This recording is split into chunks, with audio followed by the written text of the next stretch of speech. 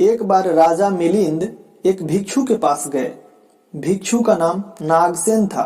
राजा ने भिक्षु से पूछा, महाराज, एक बात बताइए, आप कहते हैं कि हमारा व्यक्तित्व स्थिर नहीं है, जीव स्वयं कुछ नहीं है, तो फिर जो आपका नाम नागसेन है, यह नागसेन कौन है?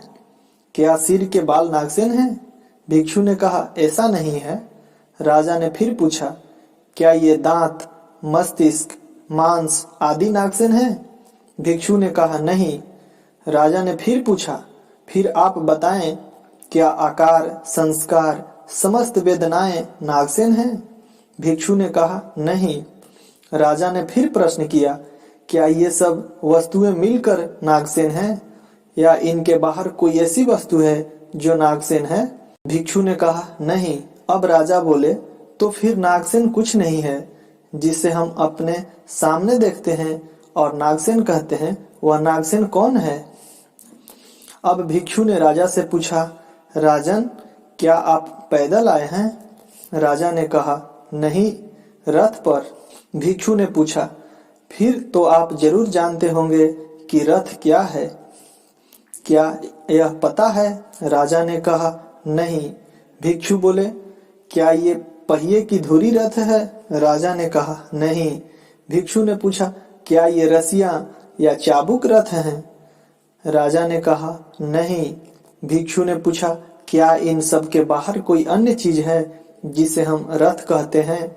राजा ने कहा, नहीं। भिक्षु ने कहा, तो फिर रथ कुछ नहीं है जिसे हम सामने देखते हैं और रथ कहते हैं, वह क्या है?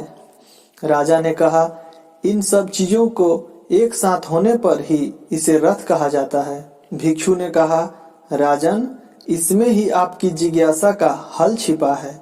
जिस प्रकार इन वस्तुओं के उचित तालमेल से रथ का निर्माण हुआ है, ठीक उसी प्रकार अग्नि, पृथ्वी, आकाश, जल और वायु, इन 5 तत्वों के समुचित संयोजन से बना शरीर ही नागसेन है।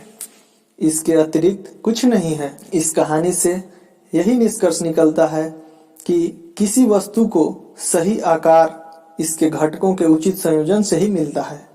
इसके बाद ही कोई तत्व अपनी संपूर्णता तक पहुंचता है।